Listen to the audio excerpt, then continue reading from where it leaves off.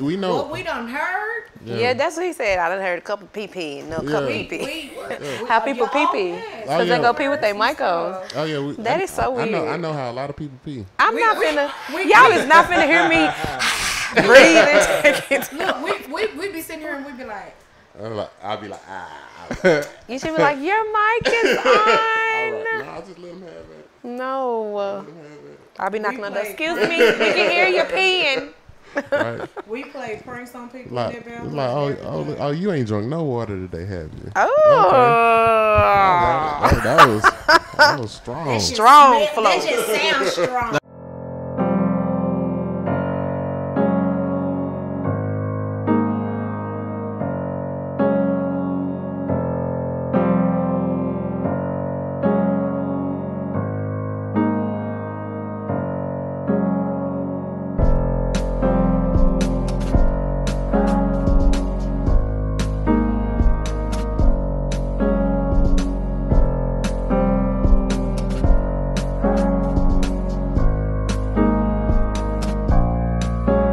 Greetings, my good ladies and gents. We're back. DFW Shed Sessions. We're up to episode number 342. It seemed like it, right? Man, we've been in this thing for a good minute. I almost feel like OG in this pod game. Yeah. Come that's on, a bit man. much.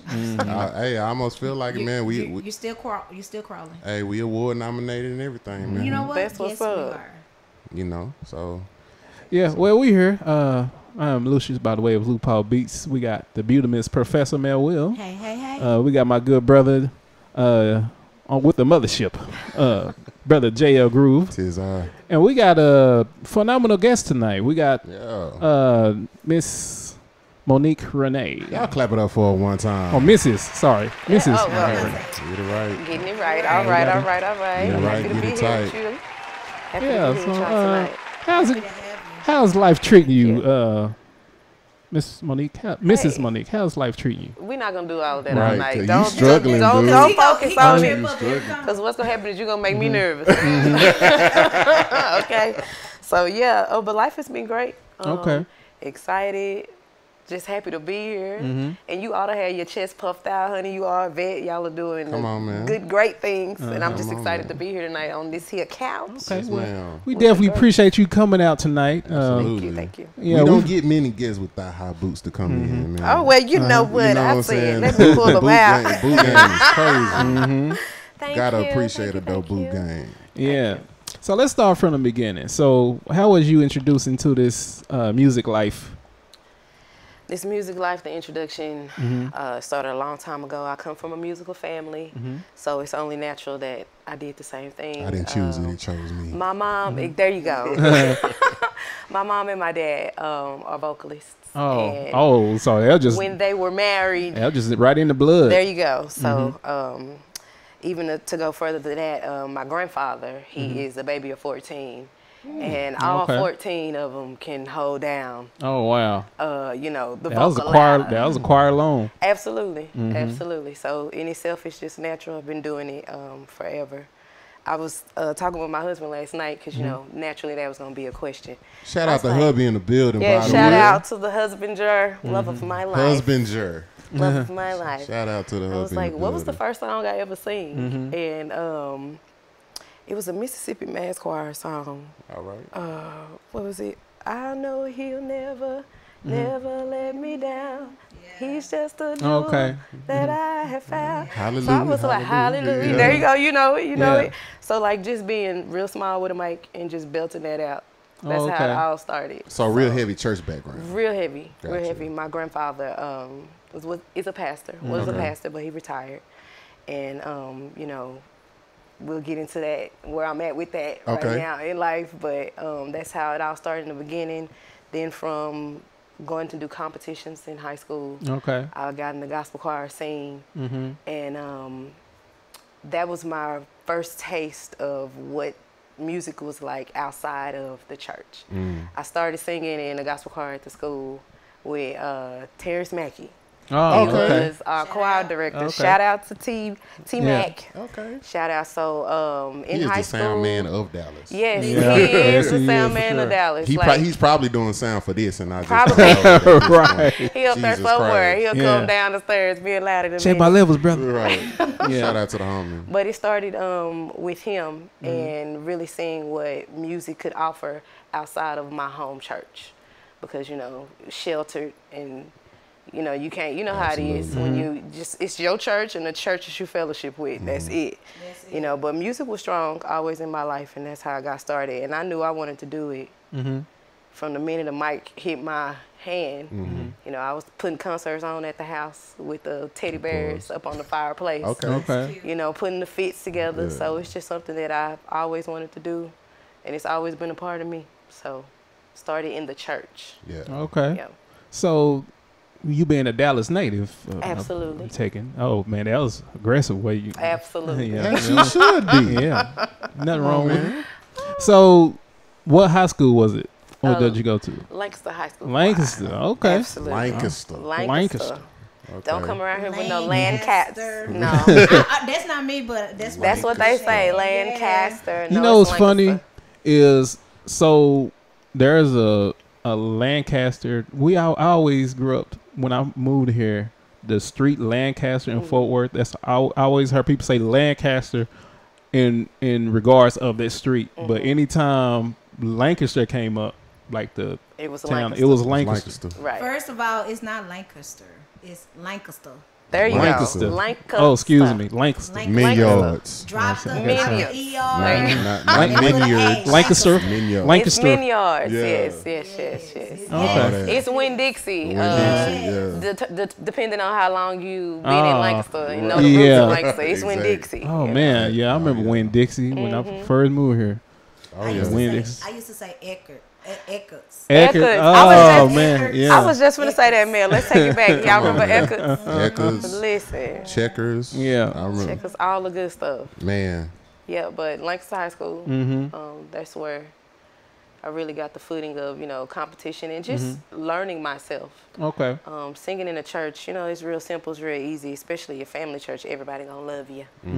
Everybody gonna call you. Sing, baby. Can you come sing a solo? There you We're go. gonna have You got to sing for all the programs. all the we'll programs. have Miss. It don't Miss matter. Monique sing a song. Funeral, baby dedication, you singing. And they not asking. No, you singing. You She got an A selection in her heart. Come on up here. We were like, do I? that's That A hilarious. selection always was the same too. What church did you grow up in, if you don't mind me asking? No, not at all. Voice of Deliverance Baptist Church. Voice of Deliverance Baptist Church. Yeah, So you grew about up 40 men Baptist. barge. Yeah. Okay. But give you a backstory on that. In '93, my grandfather had a revelation. God had revealed to him that being so heavy in the doctrine of Baptist and the dogma of the religiosity of it all. Okay. The veil was lifted off of his eyes. He would tell you if he was here, and he got out of just the traditional Baptist. Okay. And was more so for the Bible, from what the text said. Okay. So now the name of the church is Voice of Deliverance Bible Church. Okay. They, moved away from the Baptist. So he would be considered like the Baptist version of non-denominational. Correct. If you Gotcha. want to say that. Non-denominational, because my home church is non-denominational, but it's a Pentecostal background. It's a Kojic background. Right. That they came up Kojic, but now they go by. That's the roots. But They came up Kojic. Yeah, they did. But they. I was It's about to their say, church. Don't be trying to delete yourself. I did. I literally just said my church. I literally just he said did say that. my church. Come on, man. We're starting early. It's early. It's real early. And we started early too. Jesus Christ. Okay, Don't forget it. so now let me ask you this. Coming up in church, when you started getting into, and I hate this word, secular music, you know what I'm saying? Did that become a thing? Like, was there any pushback with that? Not necessarily. Maybe a little bit, depending on the type of song I would be singing. My neck, my Per back. se. Right. That worldly music. Because, honestly, in all genres, things can be racy, question your character. Like, Right. you know what that mean? You know, Right. you get a lot of that. They turn their noses up to that. But it was just in the delivery for me, because my parents brought me up, and my grandparents, they brought me up on what people would consider to be racy gospel, like BB and CC. Oh, okay. You know, they ain't say Jesus. You Right, know, right. They, what they talking about? You know, so it was those type of things. Andre Crouch, who was one of the first to pioneer and push the envelope in gospel, bringing that edge. Absolutely. You know, so those type of artists, that's what I came up on. So I'm not it was gonna. okay. It was a good minute before I thought that BB and CC were brother and sister. It was. Y'all don't be wanting to say that, but Yeah. we everybody thought that BB and CC went together. Everybody, it could be I questioned. want to be close to you. Close to who? Yeah. Y'all looking at each other's eyes and lost stuff. with Y'all looking too Yeah, deep. yeah. I really Who you lost with? Yeah. And Y'all those are talking the about things where I BB and say, Jesus. y'all talking about each other. Yeah. And that just points back to Yeah. them saying, you know, they didn't ever say who they was talking Right, to. right. You know, there wasn't no Jesus there. Wasn't no who they talking about. Oh, they definitely So, took baths together. They definitely. Sure. Absolutely. It could be questioned. Absolutely. It definitely could be Absolutely. questioned. Y'all But no, I y'all- didn't get a lot of pushback. I've always been very vocal though about what I wanted to do and sure. So if it was something that I wanted to sing about or if I wanted to do, I did it. And as a child, I'm gonna take that whooping.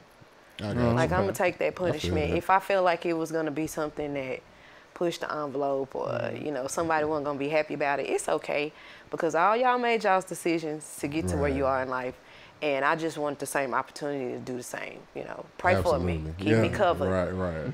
and you know, be in my ear. You know, just don't abandon me, and then I'm gonna be all right. You know, that's how I felt as a child. I got you. And at that young impressionable age, I guess you could say. Okay. How old were you when you first started gigging professionally? I would have to say, we were 15 when we was collecting checks. Really? Okay. Yeah, because and let me be very clear. My gig life, it started in church. So I consider that to be I got you. my gig. You know, when I started gigging, I got you. it was the foundation. I learned everything there. I learned what I wanted to do and what I didn't want to do, right there in the church. And I was gigging. One, I was treating them like gigs. You know, Okay. it had gotten away from being ministry. Yeah. You know, that's why I had to stop doing it, honestly, because there was no spiritual effect on me anymore. Like, I was no longer witnessing to people. I was in there to get the money. It was about business. And I realized, okay, if you want to be doing business, then you can't be pimping God people like that. And you can't be in cahoots with people who want to pimp God like that. In church, do you think you could do both? I do think you can do both, but I wasn't at a point in life to be able to balance that out. Got you. For myself. One, it wasn't, I wasn't the front runner. I wasn't making the decisions. So the best thing for me to do in the situation, I felt, was to create a lane for me.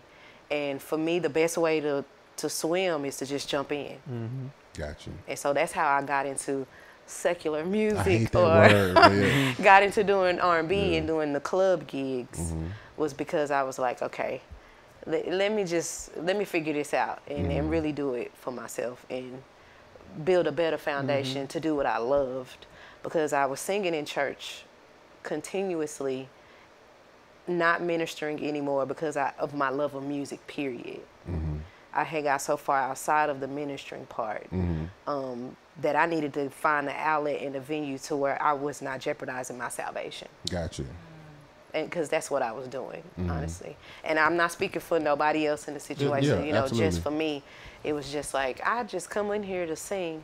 You know, it's cute, it's glitzy, it's glam. Everybody thinking, you know, they're thinking it's one thing and it's really not. And I just didn't want to have that spotlight anymore. Because I feel like it was a negative light, because I didn't like the person that I had become and was becoming, honestly. Okay.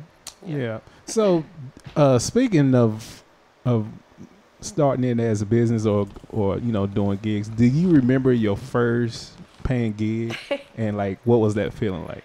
Yeah, I remember the first paid gig. It was a show that we curated, and we, as me and my husband, we curated a show out at a venue, Club Sayo. at the time. That's what it was called, Club Sayo in Arlington.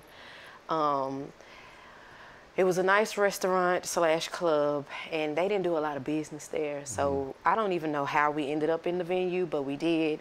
And I'm very vocal, like I said. I was like, I'm gonna go talk to the man and see if we can't spark up a deal and do something here. And we talked about it briefly for like an hour. Just drew up a plan on a napkin, mind you, and got the attention of the owner. Asked our waiter, "Hey, is the owner here?"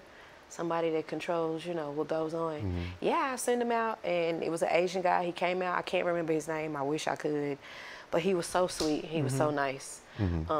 He listened to the plan and the idea. Excuse me, and he was like, "This sounds pretty thorough." And I remember him saying that, and it was something that I took away. He was like, "This sounds pretty thorough," because we thought out everything. We thought out food. We thought out, okay, if he gives us the door, what would the percentage look like? If we have to meet a bar, a tab, what does that look like? Who can I invite? Who in the family drink? Because this is where it started. Because I just had my family to lean on at that time with my first show, and we sold tickets. I put a band together. The guy told me yes. We sold tickets. We had a month to prepare for the show. I'm gonna look at him a lot, y'all. Ain't nothing wrong with it. Man, he be knowing. He keep it all up we there. We done had guests that I had full-blown conversations over there, so cool, you good. Cool. We put it all together, got the background, got the band. Really wanted to reach out to band members who knew me and understood me, because I'm a little different. I'm a little peculiar when it come down to my sound and how I like things to form out and lay out. As you should be. And we had a great time. We sold out. We packed that place out, and we made good money. We went back. I'm gonna tell them, baby. We went back with our cash because it was our show. They paid us. We got all the money. We paid the band out, and we still had this envelope. And when we went back to a hotel, and I was like, we sneaking in, because we got all this cash on us. We was Big Bang Cake. It was our first time, and we just went in there and just threw it up. Yeah, that's dope. Hey. And had a good time. And I know what good time mean, but go ahead. Y'all married, so ain't nothing wrong with it. And we was then too. Ain't nothing wrong with it. And I looked at him, and he looked at me, and he was like, yeah, girl. We not going back. Yeah, girl, we not going back. Like, we knew from then on that we had a formula.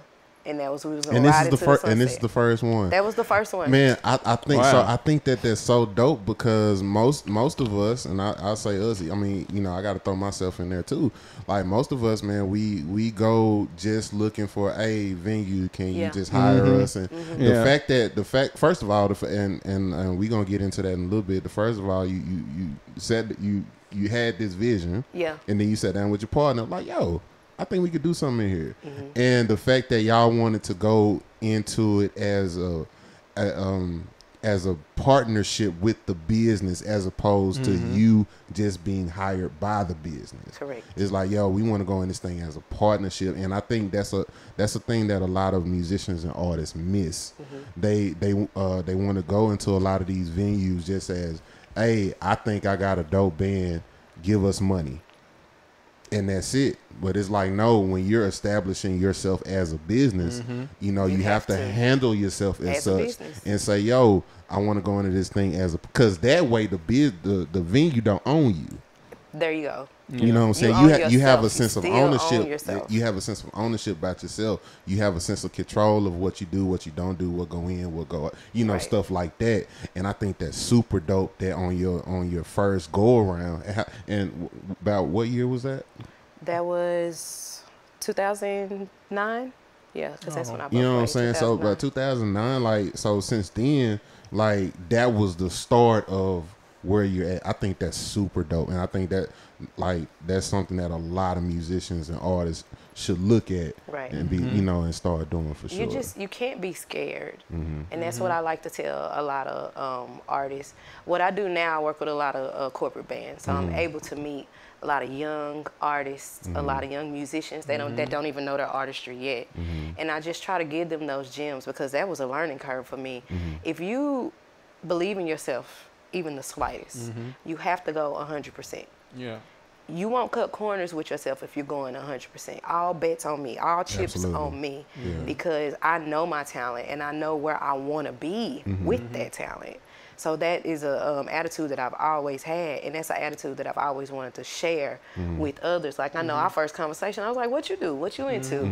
You know, but wow, I like that about you. Like I like to talk to artists that have something going on. Absolutely. I like to talk to musicians because all musicians don't deem themselves artists, but you know they still live in their musicianship. Yeah. So for the musicians too, you still gotta own that, coin who you are. Absolutely. And that's in all artistry, artisans across the board. Right. You know. So. Absolutely.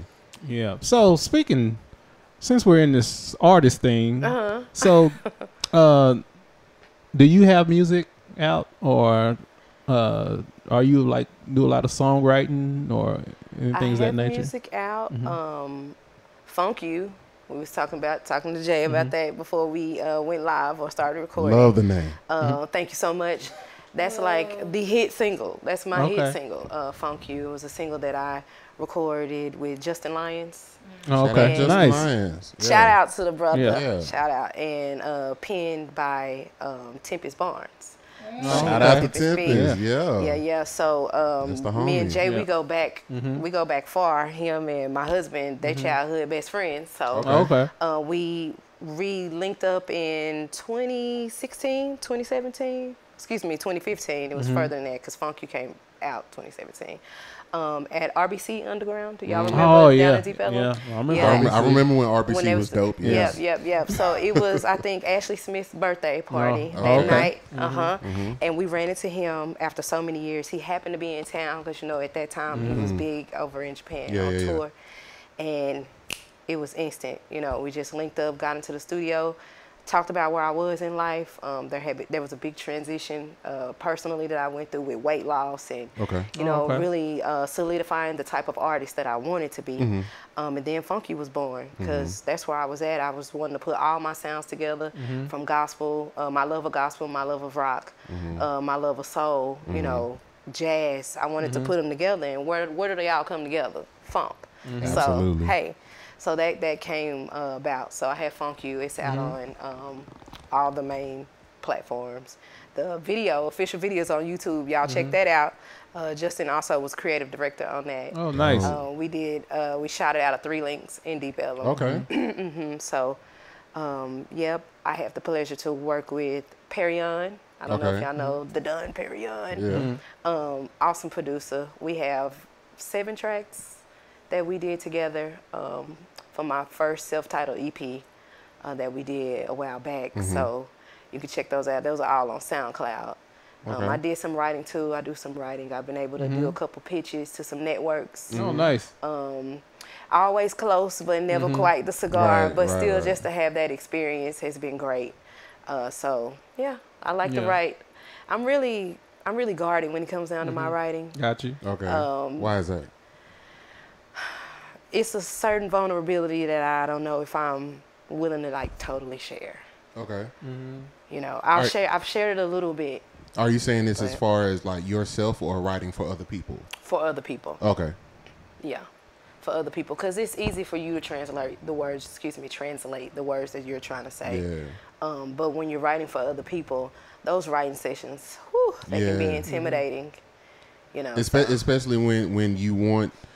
Even though I'm writing this for you, I want it delivered a certain way. Yeah. Absolutely. And you're not necessarily, you know what I'm saying? If I'm writing something about something that I went through, I know from that experience, those feelings and stuff like that. Right. So I kind of need you to kind of tap into that, because that's where this song is coming from. And I'd be like, too fine. see the finger going up there, but you're not going up. And that's the worst when you get that feedback. You're like, okay, let me try it again. I got you. I want to pivot just a little bit because you brought up your lovely husband. Yes. If you don't mind me asking, how long y'all been married? It's 17 years, going on 18. Nice. Oh, beautiful, beautiful. Oh, baby, what? It's 18 going on 19. Hey, Man. man. I love it. Man, you know what? Nah, he's been on top of it, boy. I Y'all love it. listen. Because the He stigma, keep me on the the numbers. stigma is that it's we the other don't- way yeah, around. that's true. That's the stigma. Anybody who know us know that one right there, he human computer. Bud been up. But That's said, don't get it twisted. so. I love to ask this question to anybody who married or have children or whatever stuff like that. So of course I have to ask you this question. Yeah. You've been married 18. Going on 19 years. My God. So you have Monique the artist. You have Monique the wife. But then y'all don't have children, right? Yes, we have 3 kids. You have 3 kids. Okay. You have Monique the mother, right? But then you have Monique the person, the person by herself, without everything else. The person that you just look at in the mirror by yourself. Yeah. How do you balance all of those people? The way that the balance has worked for me is knowing when to take off the hat and then to put on the hat for each of those roles. Okay. Sometimes they can blur and blend, but most times they shouldn't. Perfect example as far as the marriage. We have the married life and the business life, and those 2 things, they try to bleed over into each other all the time. I think that's the biggest battle in our marriage. It's the business aspect and the marriage part. Everything else kind of false. No, I don't want to sing this song. No, baby, you need to There sing you go. this song. There you go. And then the best example is when it's random, right? Okay. We're just sitting around and maybe we're watching something. That's a nice song, baby. You ever thought about singing that song? No, I'm not worried about singing. I'm watching TV. Right. And here we are talking about business. You know, it's the segue. It's like, no, I just want to be me. You wanted to turn that off in that moment. Yes. Yeah, I get So what the communication has always been key. For a long while, we didn't know how to communicate and turn it on and turn it off. Okay. I'll come in the door and I'm like, babe, I need husband right now because I want to tell you about my day, and I need husband. And another thing, he's also a pastor. Okay. So there's so many hats that we both wear between each other that we have to know. I need to communicate with you. Y'all just Right? Yeah. Man, this raises a whole bar of the other question. What's the word? Because I don't know the word, but y'all just put to shame the whole myth about, I want to use the other word, dispel. You want to dispel the myth? Okay. Of the separation. Y'all just put that in the dirt because you're doing entertainment and you're serving. Well, me doing entertainment is serving to me. It still comes from a servant. Thank you. It still comes Well, from a servant heart. Let her speak. I just said thank you. I wasn't about to interrupt. I wasn't about to interrupt. I just said thank you. That's still the aspect of a servant's heart to me. When I'm on stage, I'm not up there. There you go. It's still a ministry. And one thing about it is, I really have respect for this gift. It's a gift that God gave me. I didn't have to work for this. I didn't have to ask for this. Yeah. I just one day opened my mouth and was like, "Oh, I sound like them on the radio." Yeah. Like literally, that's how it happened for me, and that's such a blessing. And I'm so grateful that God did that. So every time I touch the stage, I'm really giving my gift. I'm giving my talent so that people have a beautiful wedding day. Yeah. So that if they're asking me to sing at their housewarming, because I've done housewarmings in nice, beautiful homes, they pay good money for that job. Absolutely. I bless their home. I don't care if I'm singing. I don't care what I'm singing. I'm letting the Lord use me. I'm being a servant at that time. That's why one thing, I know this is going to be on the next segment, but that's why I don't like egos. But we'll talk about that on part 2. Yeah, she already know the segment. She already know. But that's why I don't like egos, because I'm serving the people. I'm sharing my gift. I'm sharing my talent. This is just rehearsal. When I get to heaven, I'm going to really sing. We're going to really It's just a rehearsal. When we get to heaven, I'm going to really sing. No, but that's really how I feel. Yeah. Okay. That's honestly how I feel. That's what's up. I have a question. Okay. I have a couple of questions. Did I finish the question about The wearing of the hats and how we keep all of that together. Did I end that? I want to make sure I hit all. You answered it. Okay. Pretty much. You just you hit the nail on the head. Communication. Communication, but then knowing when to do what. Absolutely. Knowing when to be who you need to be in that moment. Sometimes the lines get blurred. Yeah. But it's inevitable. It's forever going to be a process. It's forever going to be work. But it's knowing when to say, okay, I'm mom today. Mm-hmm. I'm wife right now. I'm artist right. You know what I'm saying? Yeah. So you definitely answered the question. That's a good segue into what I was about to ask, or one of the questions I was going to ask.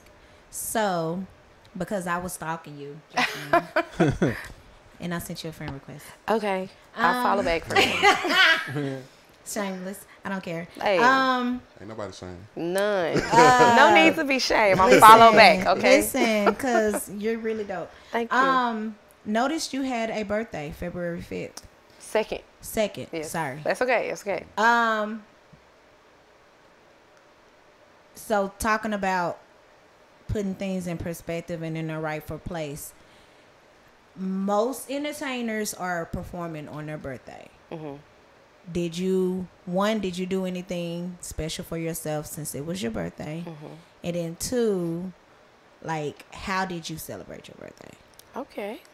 So I'm not really big on celebrating my birthday. Same. I don't know what it is about the celebrating of birthday, but when it's time to get the planning, I get real anxious. I get stressed out. I'm not a good planner. I like somebody else to plan that for me.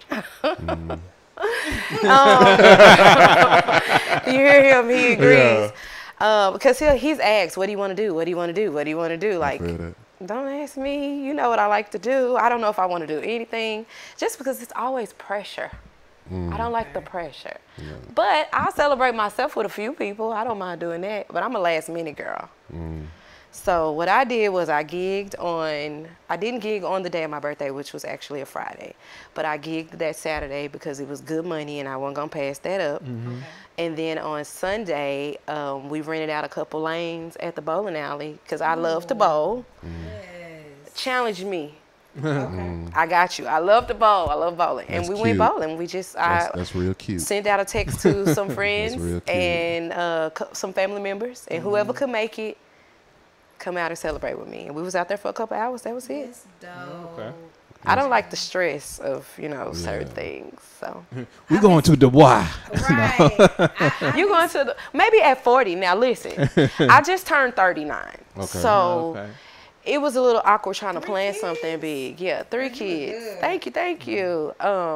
So at 40, like right now, I'm about to start planning 40. We're gonna do it big for 4-0. Okay.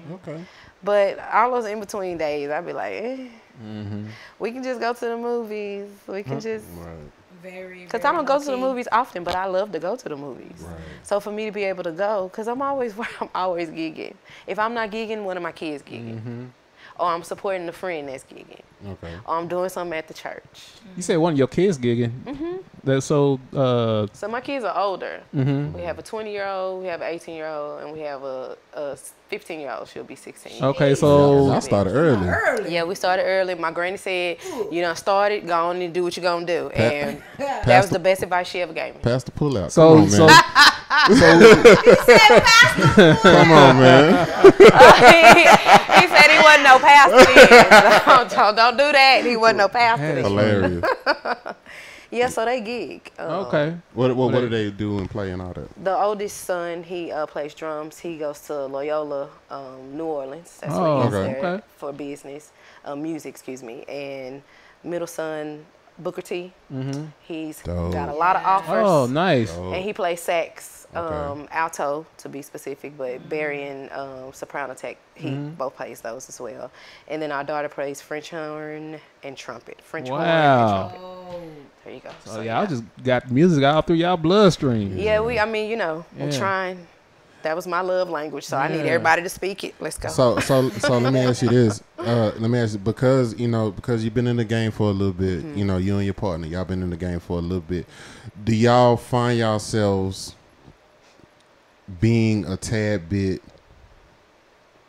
protective or a little bit maybe even overprotective with your children getting in the game too, to try to do you try to guard them or shield them, or do y'all say, hey, you know what, I'm gonna let y'all figure it out? No, I definitely a mama bear. Okay. I try to guard them and shield them, not in the fact that I don't want them to do it at all. Right. But we give them every scenario.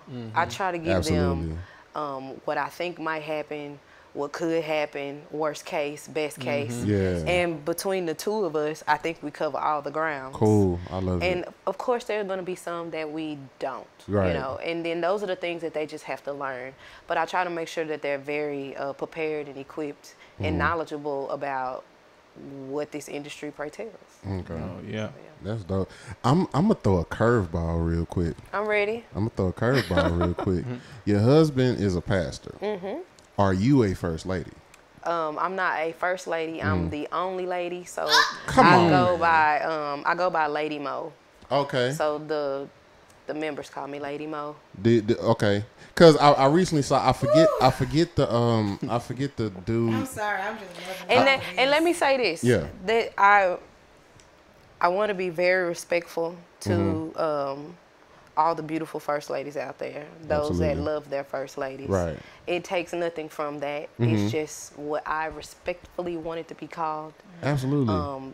Because if we do end, they're not going to call the next lady second lady. So I just felt like, let's just take the number out and let's just call me Lady Mo. So I love that, by the way. But so I think what's the pastor name? The younger dude, the one who got in trouble for spitting on the guy. Oh, Mike. Yeah. Mike Todd. Mike Todd, right? So he's dope. We like him. I was just putting that out there. Well, I mean that wasn't that goes without saying. That wasn't a dope moment, but I get what you're saying. But no, so kind of the reason he had an interesting concept. He was doing an interview, and they were asking him about his wife as first lady, and he said when they first started their church, he let it be known up front, she is not the first lady. Right. She is my lady. Right. Her service is not necessarily to the church. Her service is more so to me, to support me.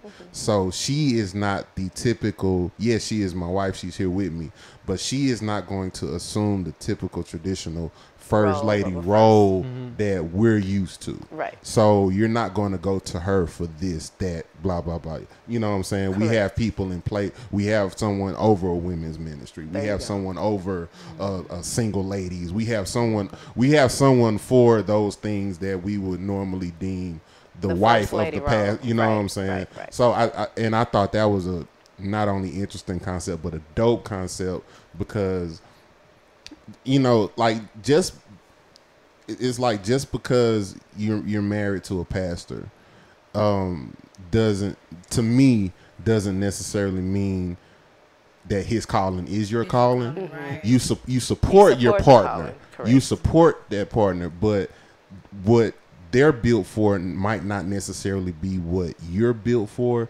You just have to make sure you do everything you do to support your partner in that particular situation. I agree with that, and I disagree with that. Okay. The reason why I agree with that completely, because every woman that is married to a pastor may not even be following him as a pastor. Ooh, that's heavy.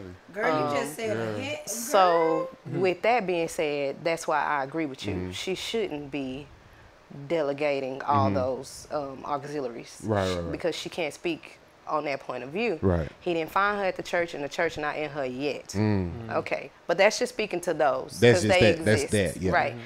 But I feel like she should have a, I don't want to say overseer role, but she should have a say in some of those auxiliaries, because she is the pastor's wife. So she should be able to pray with the women's ministry, whether it's singles ministry or the married group. Right. She should be able to speak on both of those things. I don't disagree at all. Because she was not always married. Right. She was single, and while we are single, we are still wives. We just not, they haven't found us yet. You get what I'm saying? So it's still a operation, a level of operation as a woman she should be coming from. So she should be able to speak through. 2, I don't believe in a silent pastor's wife. Come on. I have to question that. Because with you following your husband, which is what the marriage is supposed to be, if he is the pastor, then you're following him into that role to a certain degree.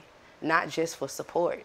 As far as, I'm with you, baby. Yeah. Support being you hear him crying out at 4 a.m. Depending on how long he been down there, he needs some help crying out. So it's not necessarily that you have to be in there on your knees with him, but you might just need to be in that room with him, covering him. There's a certain covering that a pastor's wife should have over her husband. Because especially in those moments, he's vulnerable. He's so vulnerable. He's vulnerable to any and everything. So of course you have to be able to cover up that vulnerability to a certain extent. Absolutely. And it's the love between the husband and the wife at that point, which is in itself still spiritual. Right. I mean, absolutely. Very much so. But yeah, I have a. So my parents are pastors, right? And for the longest, like Jay said, we grew up Pentecostal, Kojic, whatever. And once, and I thank God. Thank God.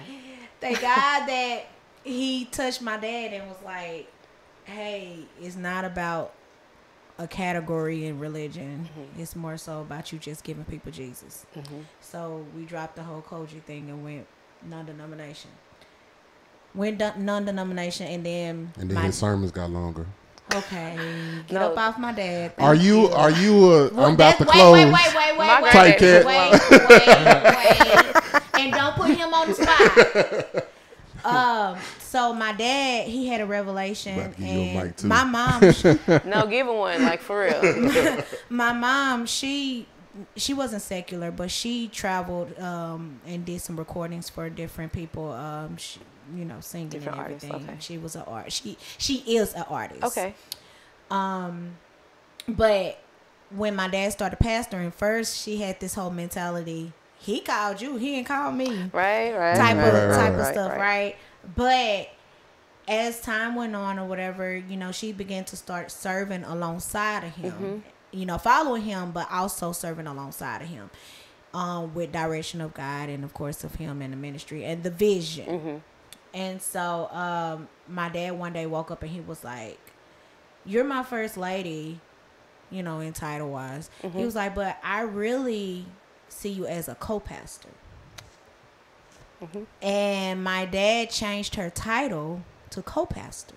I mean, she got ordained in it and everything. And for the longest, because of our upbringing, if you know Kojic, I don't think there's really any co-pastor ladies in Kojic. So of course we got Baptists ain't no better. Well, my grandmother was the co-pastor.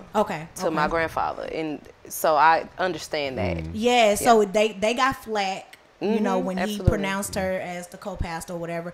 But he was saying alongside what you were saying, she toils with him at night. She carries the ministry just like he does. And it's not a he called you and he didn't call me type of situation. It's I am your partner in this and we're going to serve together. Absolutely.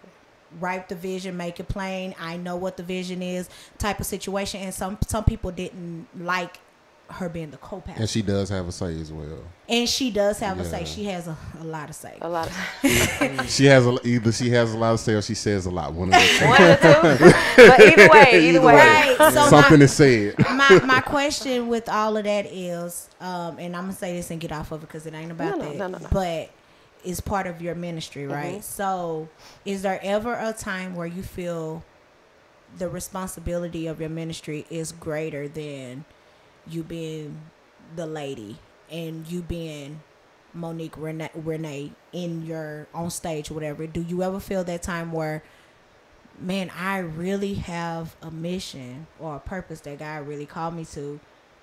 I can't mess this up. Type of situation. Like, do you ever have those moments where you got to get it right? It's now or never type of situation. Yeah, absolutely. to me, every single time, that's how I feel. Like I can't drop the ball with any opportunity that's put into my lap or any door that's open. You know, being here tonight, I prepared myself to be here tonight. We can tell. Because it's important to me. Like being here at the beginning of y'all's platform. Hey, where y'all gonna be in 6 months? You don't know. Y'all might be getting a plaque from 1 million views, 1 million subscribers. Absolutely. You get what I'm saying? So you have to treat everything like it's the next level. It's the next level because you never know what's gonna come from it. Exactly. So I always feel like stay ready. So you have to get there ready. you go. I always feel like I gotta prepare myself. I cannot fumble this. It's so much greater than me because it's something that I know that I was called to do. Ever a time where you say, well, baby, I know we're a team, but this is my ministry right here? Yeah. Absolutely. I mean, because I know. But I have been so lucky to, I don't know what it was, meeting him, he brought a calm to me. Because I had, you know, I come from a divorced household, so yeah, there was daddy issues. So I didn't want no male to tell me nothing. I don't care what it looked like, who he was. I didn't want to hear it. So then, getting with him at a very young age, when he first saw me sing, he told his brother and his cousin outside in the foyer at the church, "That's my wife." And I didn't know that about him till later. But look where we are today. He knew underneath his breath. Did he grow? He was like, I just want you to know that. He knew what he wanted when he saw me. And the first time I saw him, I knew it was something about him. Even though we always bumped heads, we was young and dumb, and you finished the sentence. Full of it. You get what I'm saying? Full of so I never knew, like, no, that's your man, that's your man. But as he transitioned, as he followed Christ, you followed like him. honestly, where the cameras at? Listen, This you. Wait, ladies, right here. This you. When your man, I didn't come here to preach to you. But if you are in a relationship and you're questioning the relationship, you want to know, oh, is there a change? If your man say he gonna get it right and he start going to church and you really see change in his life, like without you doing nothing and saying nothing, then you be quiet and you be still and you let the Lord work on that man, and then you follow that man. Because honestly, if he didn't start following Christ, I was finna start following something, and it wasn't gonna be him. Yeah. Wow. But because he did follow Christ, I got a beautiful story to tell. I got a good man back there. I'm able to listen to him when I don't want to, because I know that God gave him a vision for us. Yes. As a unit. So going back to the business part, and we're gonna move on a little bit. But going back to the business part of your music career, he plays like more of like a managerial role, or yeah, he wear a lot of hats. He's the team. It's me and him. I love it. Just as many hats as I wear. Like when we put on a show, it's not just me going and singing. I'm not just showing up and singing. Absolutely. It was so much groundwork that had to be done before that. Absolutely. So production, most people don't see that part too. Yeah, they just think, oh, she sings, she's so talented. Yeah, thank you, I appreciate it. But so much more goes into it. Yep. So from hiring the bands, from doing run sheets, call times, setting up rehearsals, getting production together, the rental of lights, purchasing of all of it. He does it all. Now, writing, all of that. Now I know y'all started off, rather young. Yeah. You can like nod your head or whatever the case may be. Just talk loud, baby. Because that's been done before too.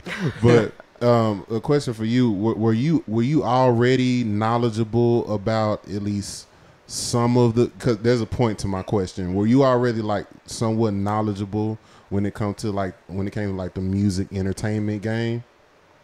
For sure, knowledgeable in the sense that I knew what I wanted to do.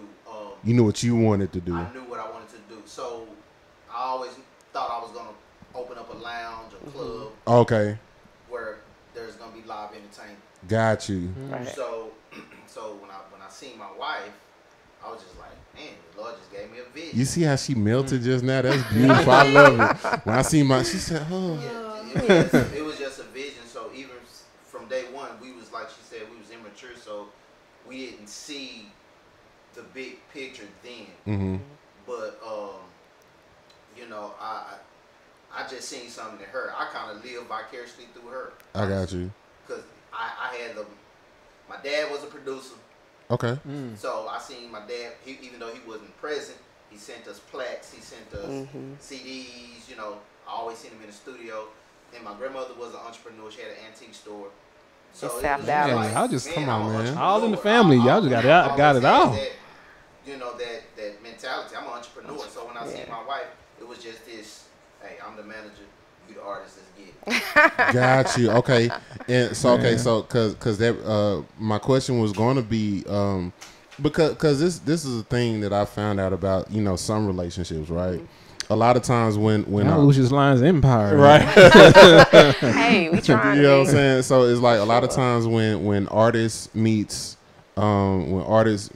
somebody who isn't necessarily in front of the mic or the camera or whatever, sometimes there's a clash, and the artist will say, well, you know, this is my baby, and a lot of times when, you know, it's hard for that artist to let that person into, because, you know, the feeling is they don't understand what I do. It's mine, right? You feel what I'm saying? Yeah. They don't get what I do. But with that being said, it wasn't hard to say, yo, let's be partners. Yeah, it wasn't hard at all. Absolutely, I feel that. Because my whole, like, coming into it, we were able to grow together. So with us growing up together, he's been able to see me at my most immature, my most mature, you know, so, and that's vocally and too, vice versa. performance, and vice versa. So just knowing how to get ourselves emotionally to a point to have the hard conversations and to have the great conversations. It's been a learning curve, but we've been able to do it together for so long that at this point, if you don't have it right after 18 years, it's a problem anyway.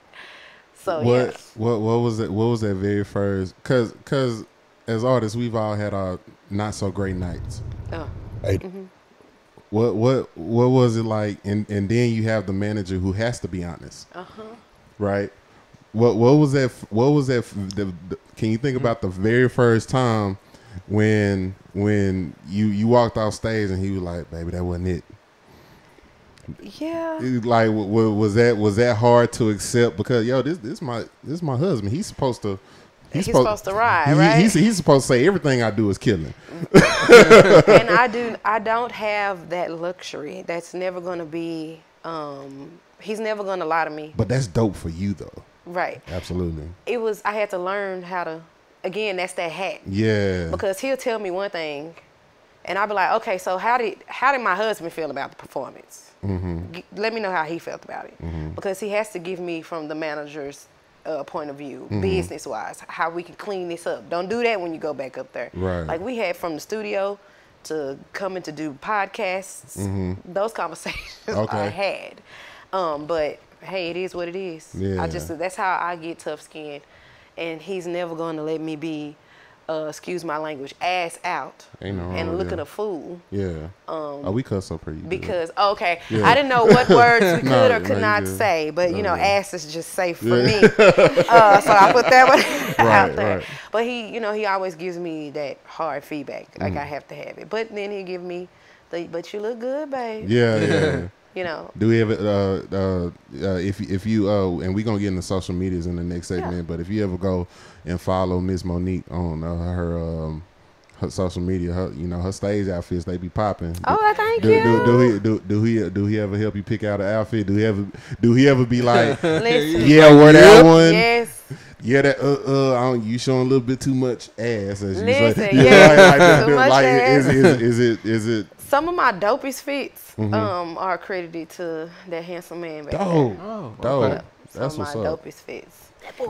That boy good. And it's a give and take. It's a tussle, to get to that, to get to the final product, I should say, because I have a look that I want. Yeah.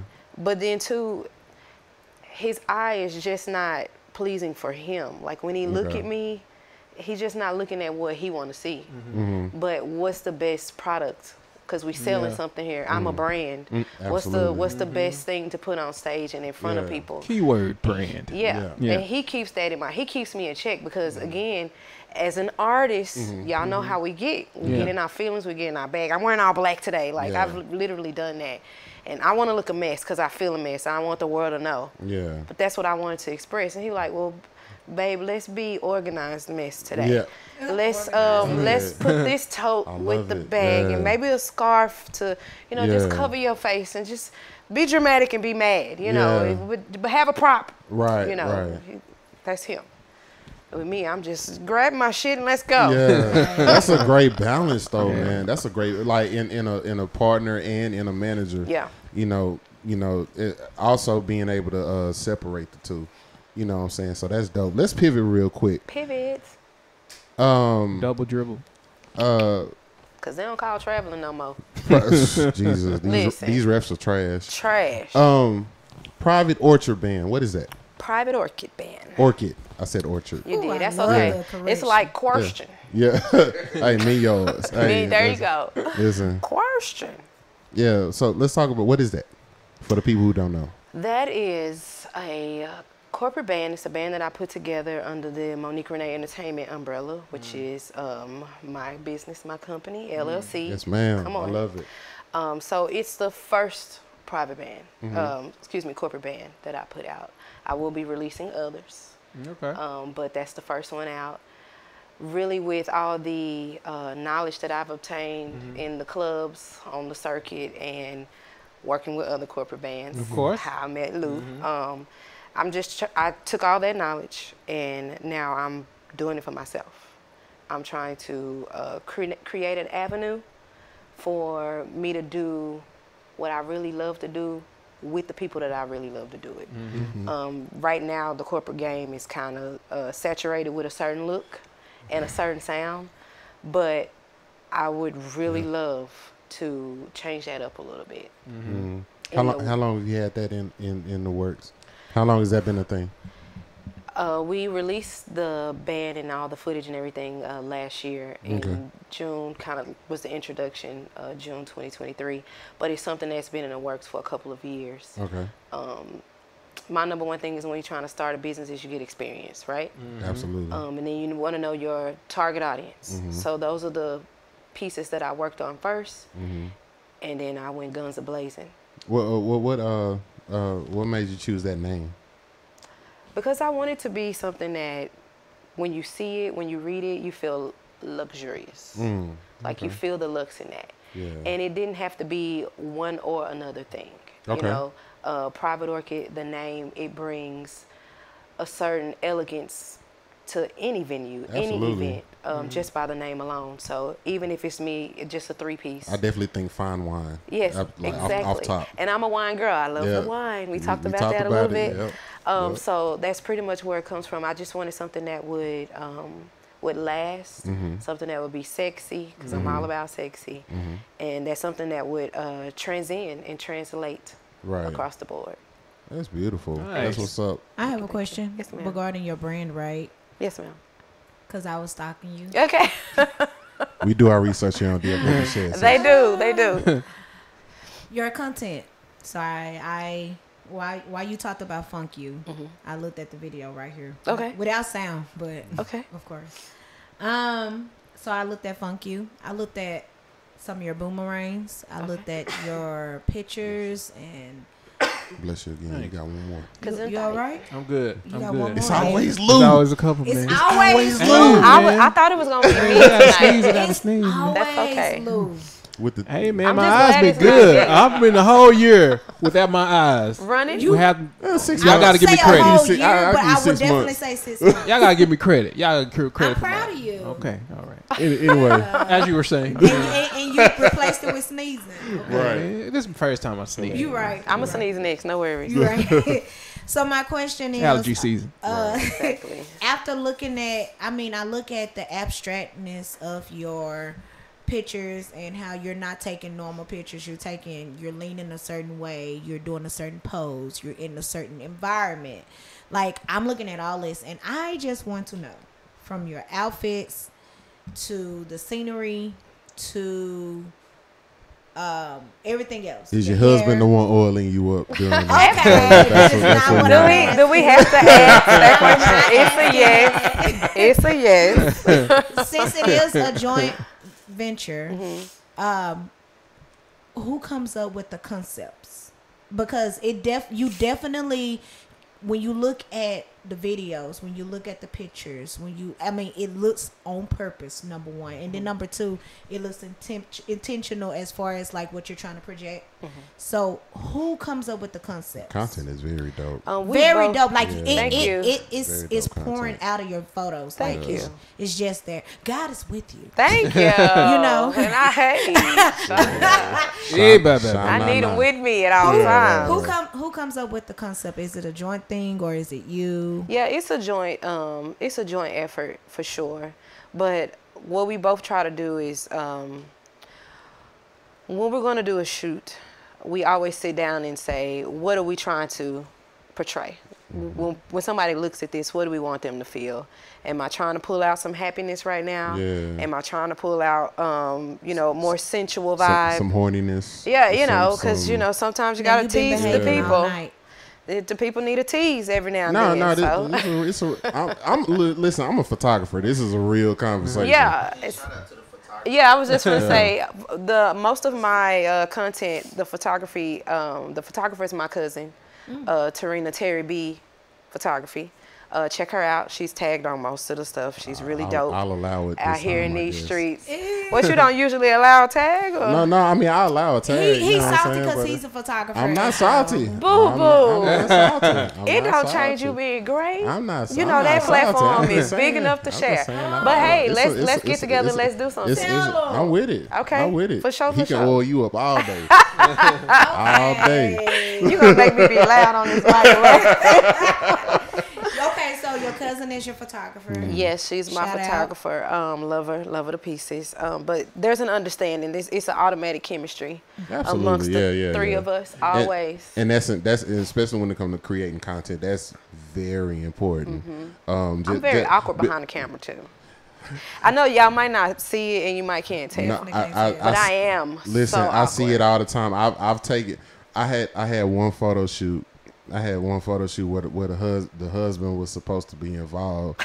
This not supposed to be. Well, this Negro fell asleep at the photo shoot. Yes, oh, okay. I'll show you the pictures when we go on break. I'll show you the pictures because it was at the Lorenzo Hotel downtown, and he hired me for her birthday shoot. Okay, you know what I'm saying. So we were supposed to be doing pictures of them them two or whatever, and this dude wound up taking it, and I'm like, hey, bro, get involved. Yeah, this is y'all. I have your wife in a negligee, and he was not interested.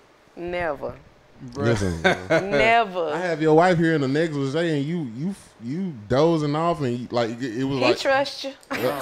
Well, I'm professional. I know, every day, but it's I'm like, just saying, what man goes to sleep with his wife in the negligee? I'm gonna show you the pictures. Okay, I'm gonna be able to see what kind of. He just pulled a double. He tired. He took a solid. I don't know that. Hey. He took a solid. Give him an excuse. two pictures that he was supposed to take, and then he went and sat on the bed, and I'm like, bro, get involved. Put some oil on her. Do all of that. And he wasn't. He like, hey, bro, you got it. This her Poor shoot. Baby. I can only imagine. It was wild. The chemistry at home, woo, must be high. It was Yikes. Yeah, he's also a male stripper, but that's neither here nor there. Oh. Yeah. All right. Okay. That's his. Well, that's it. So okay, for him, we digress. Thank but you. that was a weird shoot, but I can only imagine. It's all kind of weird coming out of the video. Hey man, but that's what's up though. But I like the fact that y'all collab on especially the content and stuff like that. I'm gonna ask this question, and then we got to take a break. Okay. I'm gonna ask this question that we got to take a break, and you gotta take a break too. Yeah. Take a break. I missed you, Lou. I missed you. I missed you. But that's cute. But now, so with all that being said, with everything that y'all do, and I don't want to keep going back to this conversation, but it's I didn't know this about y'all, so it's very interesting. So you do the again, I hate this word, the secular music. You do the sexy photos. You do the all of that. But then come Sunday morning, you know what I'm saying? Is there ever any pushback, or is there ever any I won't go to y'all church. Is there ever Our church would probably be lit, boy. is there ever any, like, you know, with the congregation, is there ever any I was gonna say, I don't even talk, y'all. yeah, he's such an introvert. Let's as a matter of fact, let's do this. We gonna do this live. No. Forget that. Cause we let Brian get in front of the camera. You want to come sit down? So do this. Come just come sit down. Come cop a squad right here. Go ahead. Yeah. You want to sit down? Let's breathe. Sit on the end. Oh, you gonna sit right here? Yeah. If Luke, can you have your mic for just a second? Oh yeah, for sure. Yeah. Hey, dude. Yeah, we Got the right camera. If you want. This is the first time. This is the first time we've ever done this, but I love it. So real quick. So you know what this remind me of? Did y'all when Megan Good was married to the preacher and the lady was like, you need to cover up, amen. Yeah. And he was that's what the lady said, and he was like, she can wear whatever she wants to in the name of Jesus. I remember that. I love that moment. But anyway, back to my question: Is there ever a moment to where, like, you have to go, you go back Sunday morning to your congregation and they're like, ooh, so your wife was wearing it? Like, how does that fare? No, there's never a moment to where there's that kind of pushback. Holding hands and shit, because we live what we talk about. I love it. So like on a Sunday morning, it doesn't turn on a Sunday morning. Yeah, it's Sunday through Sunday. So, and what I would want to say before I get off this microphone, because by nature I'm quiet, I'm shy, I don't talk. We love to provide a comfortable atmosphere for everybody. Yeah, so he's obviously comfortable. He over here on the mic. No, but I think what is a big misconception is the Bible says they have a form of godliness, but they're not a power. So there's people that we look up to and idolize as being spiritually in tune and having a special revelation from God. Those are the biggest ones that are doing the most dirt. You see what I'm saying? So this is my wife, and when she goes and she, perform or have some on that you would consider sensual or whatever, at the end of the day,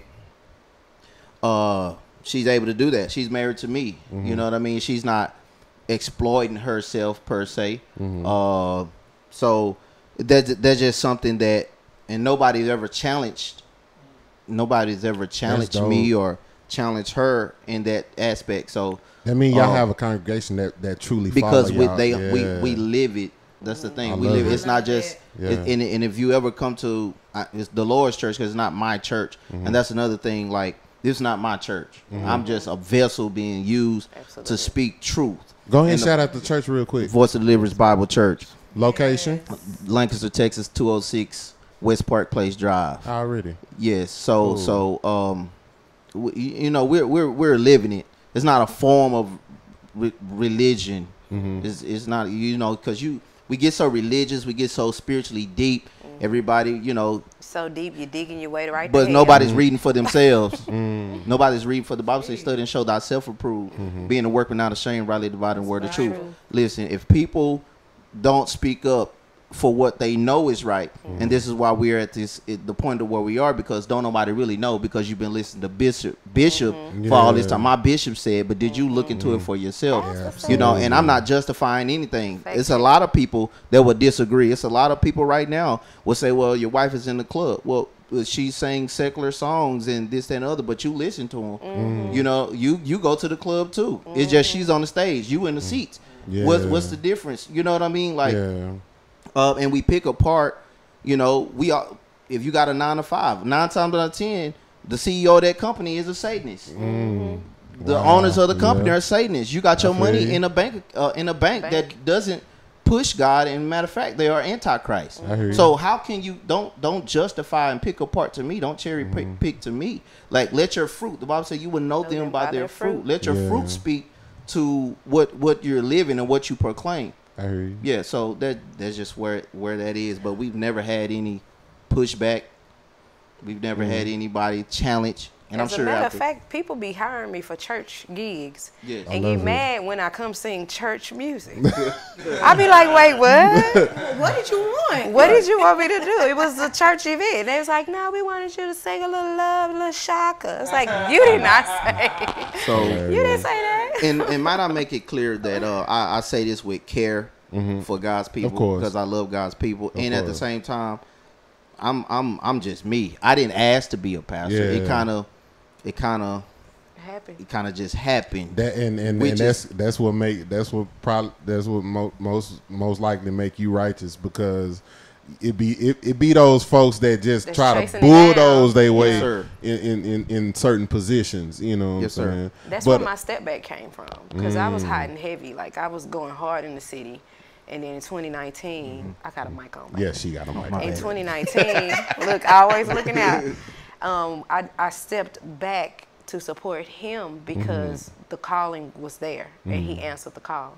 So I did a hard stop on my music and performing at House of Blues and all these things. It just so happened COVID happened the next year, but the move had already been made. I did a big farewell birthday bash, and I let all my fans know. Down at DFW Arts Co. is when I did my birthday bash. It was packed out. You know, shout out to all my fans. I love y'all. I miss y'all. I'm coming back. Don't worry. And I was like, y'all, I got to go on hiatus, because I had to make sure that he had the covering and the support. Like, he supported me. I wanted him to know, no, this isn't important. You following the call and doing what God has called you to do, that's the most important thing. Right. So. Absolutely. All right, man, look, we're going to get ready to take a break. I got one leg, because you're not getting back on the couch with this tight-ass shirt. But after we get back on break. But no. He said, no, the shirt is tight. I had to. Yeah. No, but no, hey, it will be tight on YouTube. Yeah, we'll be good. We both wear tight shirts. But no, I got one last question, and I think this is an important question, because you do have a lot of people in y'all's position that struggle, right? So I just one piece of advice that you would have. I got you later. Okay. But one piece of advice that you would have for somebody that's in your position, but that's also in the entertainment, the secular entertainment business, the balance of that. What's your one piece of advice for those people? Really off top, my piece of advice is being authentic. Live what you quote unquote preach. Live what you preach. I'm just preaching the truth. The Bible is a manual for all of us to live by. It's an instruction manual. You see, we have spiritualized and slap religion on the Bible, and that's how we look at it from religious lenses. Right. So if you just be authentic to the word, just like you would read a manual to do anything else in life, read the Bible to live life. You see what I'm saying? The Bible, if you drink liquor may not be, be your sin per se. If you don't get, the Bible said, be not drunken with the wine. You see what I'm saying? You have to know what God convicts you for may not be my conviction. You see what I'm saying? And I'm not saying I'm just using liquor. We always going to that. I'm just using that. But be authentic. Don't put what makes you a hypocrite is when you put the liquor down because church folk looking at you. Okay. You see what I'm saying? Be authentic. If you sip, you sip. I don't have any issues. I don't have any issues with it. You see what I'm saying? The Bible. The reason why I don't is because the Bible don't. It says, "Be not drunken with the wine." And anything that you do, you can overindulge. And anything that you do can become sin. Eating can become sin. Being overly worried about your health can become sin. You see what I'm saying? Because now you have a worry, and we're not supposed to worry. So it's all about bringing things into perspective. But to just end it, being authentic, being authentically you. I love it. Yes. I love it, man. I love it. Definitely a dope example of a true partnership right here. I love it, man. Shout out to y'all. We're going to take a real quick break. We're not done. Yeah, because I got a potty. We're not done. I'm pretty sure Lou has to do something. I don't know what I'm sure Lou has to do something. But anyway, DFW Shed Sessions. Make sure y'all share, subscribe, do all that good stuff, man. We're going to take a real quick break. Don't bust that nut just yet. We got a pastor. You don't care? He got 3 kids. Neither does he. We gonna be right back.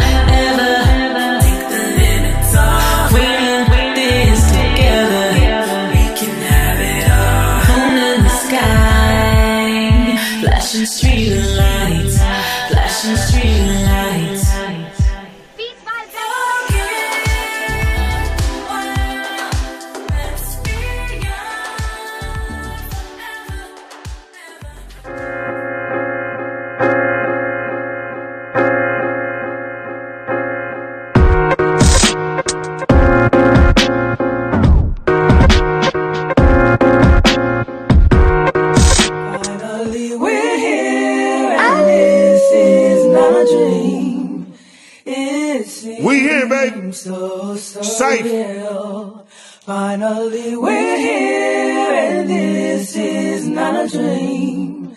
It seems so surreal. Through mama's soft smile came a hard life. Became a lost child as a part-time. Devil talking, telling.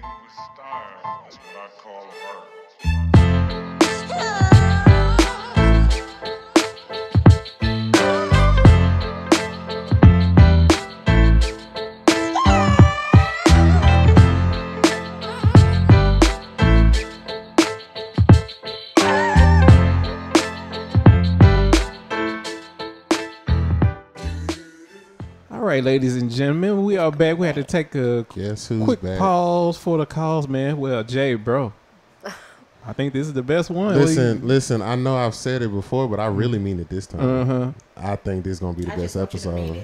Yeah, man. I think this is gonna be the best one. I'm gonna tell you this. It means a lot that you say that. No, I'm saying I say it all the time, but I actually mean it this time. I'm just glad you said it this time. Look, I'm just glad you said it this time. That's what's up. Yeah. So make sure you peoples out there go and subscribe to our YouTube channel, DFW Shed Sessions. You can follow us on Facebook, the DFW Shed Sessions FB page. Also, you can follow us on social media on Instagram and TikTok, DFW_Shed Sessions. And while we're speaking, also you guys can donate to our Zelle. Turn to your neighbor and say that ain't much. That ain't much. Yeah, donate to our Zelle, dfwshedsessions@gmail.com. And so let's get to these social media plugs. So Professor Mel Will, where can we find you on social media? You can find me on all platforms at Professor Mel Will. That is Professor Mel Will. Okay, let's get to the Funk Master. Yes, sir. Brother J Ell Groove. Get funky. Where can we find you on social media, my good brother? Man, you can definitely locate me. You can definitely locate me on Facebook, Instagram under J Ell Groove. Instagram, who is J Ell Groove. If you want to ride this funk train, go ahead and follow Funk Your Feelings. That's FUNKYO Feelings on Facebook and Instagram. Find out where we at, our shows and stuff like that. If you want to dabble in one of my many projects, I have a conglomerate called Another Groove Project. It's one of my different projects we do: photography, videography, marketing, merch. Merch is merch. Go ahead and get your merch, Keyword. man. It's hot. It's dope too. Yeah, I appreciate it, man. Yeah. You trying to get some free merch out of me, I'm ain't trying you? to get the merch. Okay. We gotta get. You know what? We got to get you a funky. What size you wear? Small. You still clowning. Like, yeah, we got to get y'all some funky shirts. But yeah, so we definitely got merch, lighters, shot glasses, shirts, hoodie. Well, I think we out of hoodie season now. Yeah, hoodie season year round for me. Okay, but bet we'll definitely get y'all. For you anemics out there. Right. For you anemic. But yeah. Cold. But now, man, another Groove project, because it's just another one of my projects. That's another Groove projects on Facebook and Instagram. That's where you can get me at. Get at Lucius. All right. Yes, ma'am. Lou, Yes, ma'am. where can we find you? So you can find me on TikTok, Lou Paul Beats. You can find me on YouTube, Lou Paul Beats. Instagram, Lou Paul Beats. I also do have music out and available if you like some nice chill hip hop music. I'm on all music streaming platforms. You can look me up on the Lou Paul Beats and yeah, check me out. Add me to your playlist. To your playlist. All right, so Mrs. Mrs. Right. He had to say it one more time. One more time. One more Mrs. time, right? Lady Mo. Come all right. on. Lady Bo. Yeah, Monique Renee. Where can we Yeah. find you on social media? You can find me on Instagram. My artist page is Monique Renee TX, and then my music page is Monique Renee ENT, and then the band is Private Orchid Music on IG. I also have YouTube. You can look me up. It's Monique Renee Entertainment. And then, of course, the website is themoniquerenee.com. Check it out. The website is really good, y'all. She even lists the songs that she sings. Absolutely. Also, she has a beautifully named song called Funk You. Yes. All right, now listen, this is what y'all do, all right? When it's about time, for you to go to sleep, get whatever streaming platform that you use. You ain't even got to listen to it. You should listen to it, but you ain't even got to listen to it. But this is what you do. Go ahead, pull up Funk You by Monique Renee. Absolutely. Push play. All right, you can turn your phone all the way down and then just let your phone sit. Let it go. So our good sister can go ahead and get them streams lined up. That's one of those key things that you can do to Player help. hacks. Yeah. One, put it up on your laptop and then just push mute. If for some reason you don't want to listen to it all night, That's just okay. pull it up, push mute, put it on replay. And then just going on about your day. All right, so we can build those streams up, man. So that's how you do. That's how you do that. And the video is actually dope. Video is actually dope. And it's dope too. We did choreography. I was dancing. All of that. She was. So go check that out. All of that, man. All of that. We definitely got to support. Lou, what you got? Okay, so Mrs. Oh my goodness. Monique Renee. I'm gonna get this So right. Let me get comfortable. I'm not gonna be defeated. yeah, so with you being the artist and you have a well-established entertainment company, per se. Yes. So as that, so when you looking for a band or hire a band, what are the certain things you look for in each individual, like when you hire them? Versatility. Mm-hmm. So the catalog, I don't want it one way. I need you to be versatile. Okay. Professionalism and punctuality mostly. Just can you show up? I want you to be there and be there when I ask you to be there. It's not hard. I'm really easygoing, so I feel like I'm gonna give you 45. I'm not the person to have you there 3 hours before the gig. Right. I'm the person. If I say let's do an hour buffer, well, it's an hour buffer. Want to make sure. We're there. So what is the worst thing you experienced with somebody, like you was the lead and somebody in the band might have done something and you like, yeah, I will never call this person again? Oh, just didn't show up. Oh wow! Literally just didn't show No call, up. no show. Yeah, no call, straight no flaked show. up on you. Wow. Right, and we were friends. And real quick, I was like, okay, no, we never gonna do this again. Yeah. And that's just because, honestly, I feel like he did not take my artistry as seriously as I did. There was no respect there. So That's why I always like to make sure I'm hooking up with and working with genuine spirits. At least lie to me and say your dog died or something. Something. Yeah, That's why I was just about to ask you, what was there? Was there the excuse, or he just? To this day, no excuse. Wow. Oh wow. Just like didn't show up, and then when we run into each other on the streets, it's just like nothing ever happened. Like what? That is so funny to me, man. Whack. Get that quite a bit, man. Where certain things happen to that degree, and then when you run into them, it's like it didn't even happen. Yeah. People think time is an apology, I don't know why though. and that's wild. It never has been.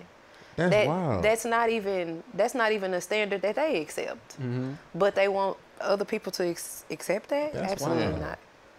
That's why I don't get it, but no, I agree most definitely. It's a lot of people, especially friends, homeboys, partners, homegirls. Tell Like, me about it. it's like yeah, nah. It's like yeah, nah. We ain't gonna. Nah, I ain't gonna Never make that gonna. mistake We never again. gonna rock again like that. Yeah, I ain't gonna never make that It's mistake. it's too again. many people out here who want it real bad. Absolutely. You know. So. Absolutely. I'm gonna ask this question, then we gonna get on to the segments. Are you planning on, or do you see a situation where you and your kids do a project together? Yes. That's the goal. That's what all this is about. Not just projects together, but then running this business. Building legacy. Yeah. Yeah. We tell our kids all the time, what we doing, we're not even really doing it for them. We have them in mind, but we trying to get this running and real smooth for them grandkids get here, because it's theirs. Family business. Our children are helping us now work out kinks. When it's a show, we all working. Gotcha. And it's been like that since they was little. Y'all carry these boxes in for your daddy. Yeah. You know what I mean? Yeah. Stay back there, sit down. Have you been able to perform with your kids? Yes, Yeah? I have. Okay. Was the times that you've been able to do it? Did mama kind of go away and artists come out, or like? Yes, I always try to keep my Right. professionalism, because to me that's what I want to show them the most. Right. Because they see me emotional all the time. They see me in mommy But hat mom, nah. all the time. Oh yeah, them Christmas. But- I'm Monique Renee. I already today. know it goes down Christmas and Yeah. holidays, and y'all get together and y'all finna. Yeah, we finna tear it up. Yeah. But I always try to make sure, like the first time I performed with my son on drums was my birthday, in the artistry aspect, because we was doing it at church for him, because he played drums at church. But when he played that night, This actual gig. yeah, this is an actual gig. I just I turned around and looked at him, and he was just like don't do it, Cause you had a. yeah, it was. Yeah, I let myself Yeah. stay in that place, you know, too long. It's like that song. If I keep looking at you, I know I'm gonna cry. It was that moment. And it's the but first one. That was the first Yeah. one. Okay. And then because I got to see him in his greatness, Mm. you know, because I just called him on the spot. I was like, "Come up here, you know, Yeah. play this song." And James Brown was playing drums for me that night, and I think Okay. it was 2 Oh, sets. shout out to JB. Yeah, JB, Yeah. that's my bro, man. We go Music back. saved my life. Yes, Yeah. and he truly. Absolutely. And you know, he just gave him a couple pointers, you know, talked him through, because of course he go to Booker T, so he already has the knowledge of what to do, but it's showtime. So yeah, I almost cried and lost my shit, you know, like anybody else. But we've done. They did the showcase for Private Orchid. Okay. This last summer when we Cool. did the showcase, my sons were there. Cool. And I've been able to meet a lot of young musicians too, up and coming, and that's just been mind-blowing, because I thought we were talented. I thought cats when we was coming up was talented. These cats, these young dudes, Oh my goodness. they're doing You things talking about that 8, 9, 10 years blow my old mind, running yeah. through grown men and Yeah. women. Absolutely. Yeah. Shout out to my nephews PJ Pugh and Makai Pugh. Oh, yeah. Jesus Makai Christ. Pugh. Those are my guys, man, to be so young Yeah. and humble and like 18, one just turned 17, 16 years old, and they are out here They doing their thing. destroying Yeah. it, dude. Yeah. I love it. Yes. I love it. That's what's up. All right, man. So we gonna go ahead and move on to these recurring segments that we got. We like to deep dive a little bit, get to know our guests a little bit better. Okay. So the first one is I'm ready. so first one is top 5. Now I do know that you are you're definitely in the the corporate music scene. or whatever. So I want to know, what are the top 5 least top 40 songs that you like? That you have to do, but you like, oh my God, this one again. The least. The number one least I can give it to you off top, Proud Mary. Proud Mary, you tired of it? It's not even that. It just takes so much out of you. I got you. You know, cause you gotta, if you're gonna do it, you gotta do it. Yeah, it's a fluid. Like, I'm tired just telling you. Like, Eat the cake and the man. Yeah. Right. It's so much that goes into it, and I have the opportunity to see a great artist here out of Dallas, Tabitha Miles. Okay. I don't know if y'all ever had the opportunity. Hey, Tab, if you're looking, hey, baby. Shout I don't out know if Tab. you've ever seen her perform Proud Mary, but she literally embodies Tina Turner. Yeah. I mean, she's done the splits before. I mean, the backflip, the whole 9.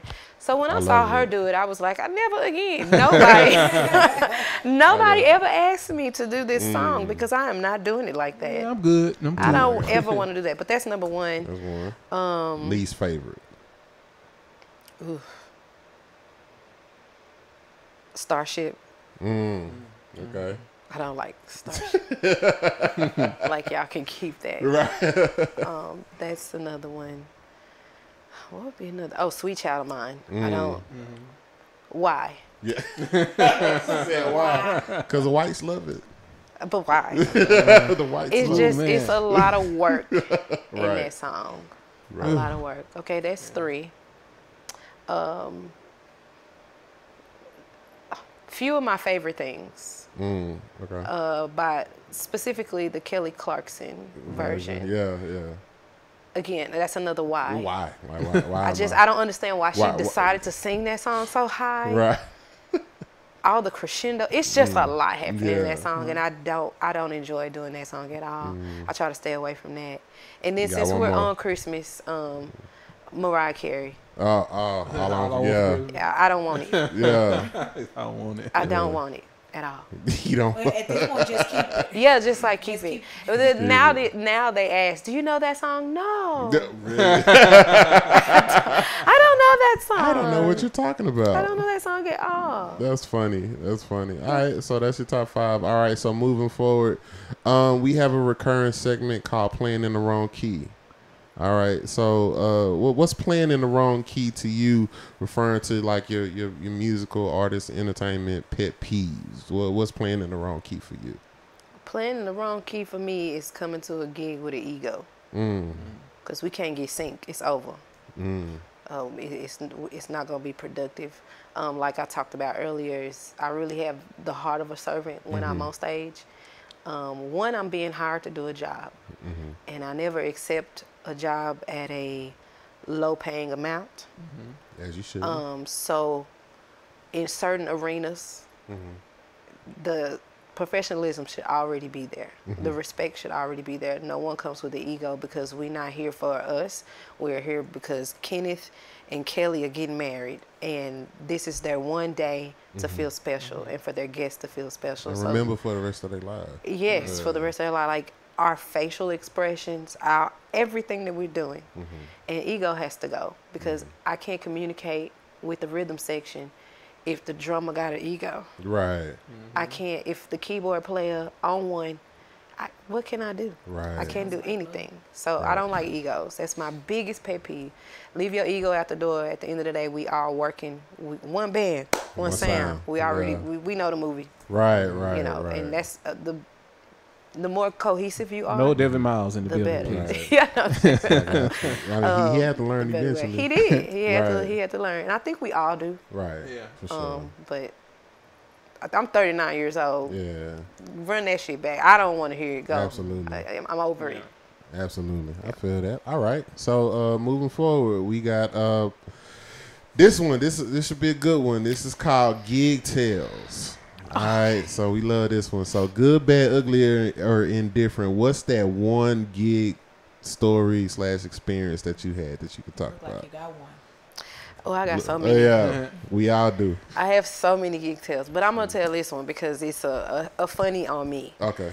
And it speaks to the type of person that I am. Okay. So out in Fort Worth, I was hired to do the Film Festival of 2019 or 2018. One of those. Festival? Yeah. Okay. Female. Oh, Film Fest is what they called it. And it was at a location called Shipping and Receiving. Okay. All right. So we get there and we're in the car and my husband knows how I am. Mm-hmm. I will say the first thing that pops into my head, whether it's good, bad, or ugly, or whether it's right or wrong. Right. So I get tongue-tied a lot. Mm-hmm. I'm sure we run the tape back. You'll hear me saying a lot of things like, what was she saying? Right. He says to me, babe, when you get on stage tonight, don't say shipping and receiving. Mm-hmm. Say, don't say shipping and handling, say shipping and receiving. Okay. And I said, why would you say that? Right. Literally, I said, why would you say that? Now I'm going to have shipping and handling in my head when I wasn't even thinking about that. Mm-hmm. Lo and behold, we get there. Whole night, I think Jay Scott was with me that night on bass. Tramal Love was on keys. Okay. Who was on? James Brown on drums. Okay. So, you know, it was just us. We was vibing out. It was a great night. Sunset. It was time to say goodbye. Mm-hmm. All right. Thank you so much, Fort Worth. Shipping and handling. It just comes out. And they're like, what? And everybody, it wasn't a scratch record kind of thing. It was like a yeah. Like they still really wanted to root me on and be happy for me. Right. Because don't get me wrong, I gave them a good show. Mm-hmm. I still signed autographs and took pictures with the people afterwards. But that was like, that's the worst thing like ever. And I'm good at that. Like, I will call you a whole nother name knowing that your name is Jay. Right.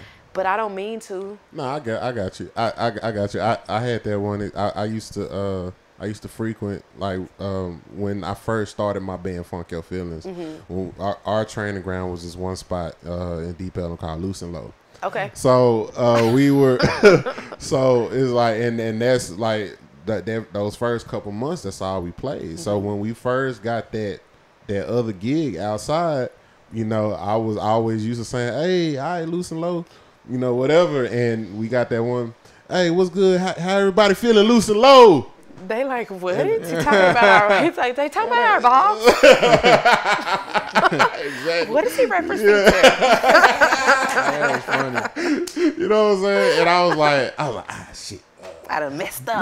Never mind. I was talking about somebody else. I meant, hey, what's good? Freeman. Right. You know what I'm I'm just trying to see if you listening. Exactly. I fixed it. But yeah, so now we've all had those. Hey, long as you recover. Hey, we recover well, man. We love you, Detroit. Yeah, right. Detroit was last night, brother. Hello, Wisconsin. I love that commercial. Yeah. For me, I think that's where it all started. It was like a subconscious plant in my head. You try so hard to be right that you wind up getting wrong anyway. Nah, we've all had those moments, man. Just don't have that Steve Harvey moment. Oh my goodness. That's bad. That's real bad. But Steve Harvey he's a different type of marketer. Uh-huh. And I like how you went by that phrase. Like with the extra E. Right. Marketer. And then later on when you find out that he owns it, he's part owner. It's like, oh, was that on purpose? Exactly. To get that attention? Get that stream. You know what I'm saying? To get like, you know, so sometimes people do stuff like that, but hey. Get out of here, Steve. But nah, listen, I have a question for you that you probably never been asked. Okay. I feel like all of us musicians and artists have a musical guilty pleasure. Like, if you ask me what's my musical guilty pleasure, it's something about banjo music that I just love, right? But you wouldn't expect me, you know, somebody like me to be like heavy into banjo music like that. What would be your musical guilty pleasure? That thing that like you don't talk about a lot. You don't sing these songs really, but if somebody catch you hearing it, they'll be like, you listen to that? Like, what would be yours? So mine really wouldn't be like complete songs. Mm-hmm. I have a guilty pleasure of jingles.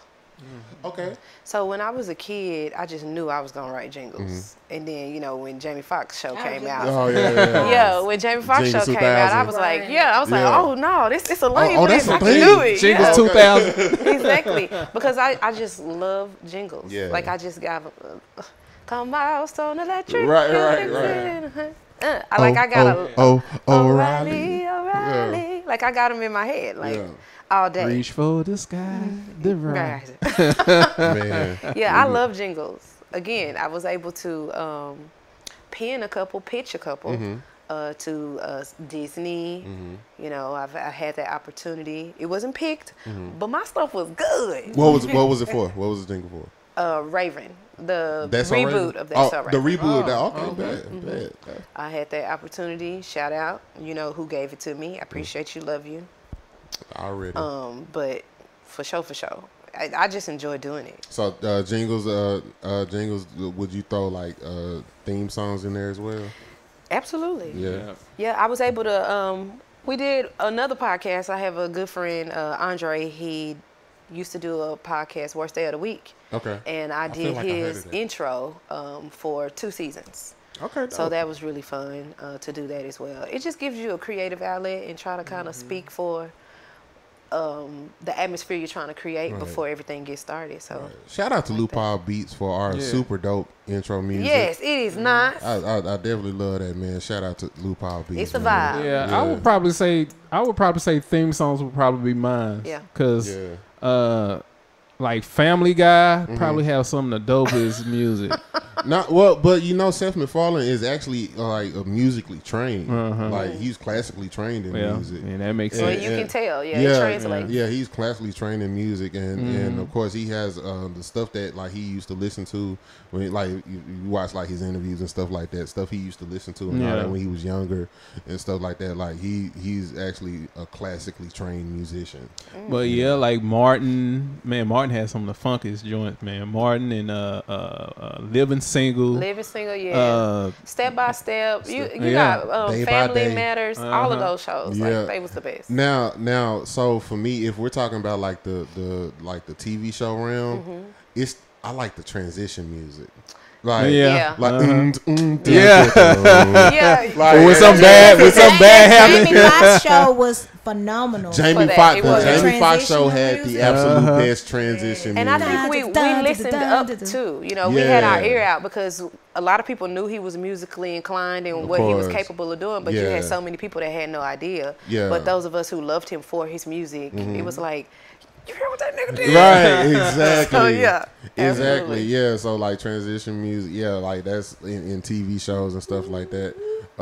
That's what's up, man. Well, listen. This is the part of the show where we have to take a second, take a pause to give you flowers. Now we don't have any real flowers to give you, nor do we have the budget for the fake ones yet. Couple of them twigs over there. Right, I was just say, just give me the vase. But if we don't even have the vase. It's coming. Right, right. But you know, once y'all download to that, not download, but donate. Once y'all donate to that, that Zelle or whatever, we can go ahead and get that budget. But listen, Miss Monique, Renee, Mrs.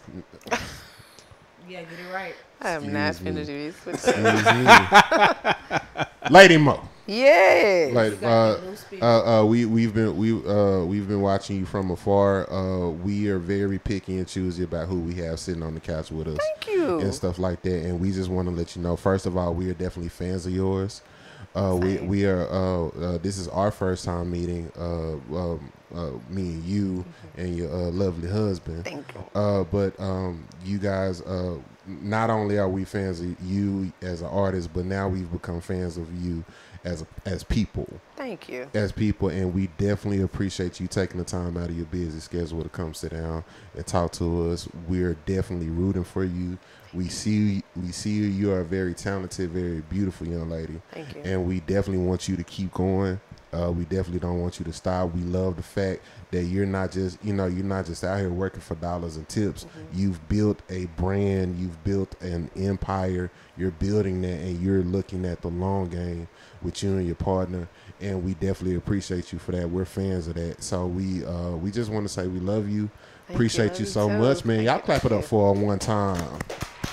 Definitely got to give you your flowers. I appreciate it. Thank you for having me. I think you're really, really dope. Something we didn't touch on that is very important. Oh, you thought I wasn't gonna say it? I don't know what you're talking about. That's okay. You finna feel it. I know. Y'all. She's a wife. She's a. We gonna edit this part out. We not gonna edit. You better not. You better not. Say whatever you want to say. You better not. That's disrespectful, yo.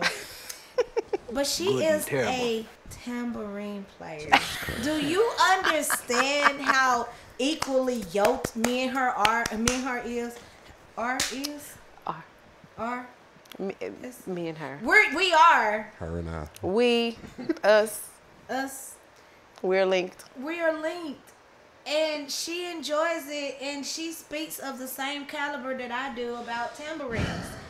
I just want to know, which one do you like? Do you like the one that's colorful, the silver colorful one? No, I like the white, just white on front.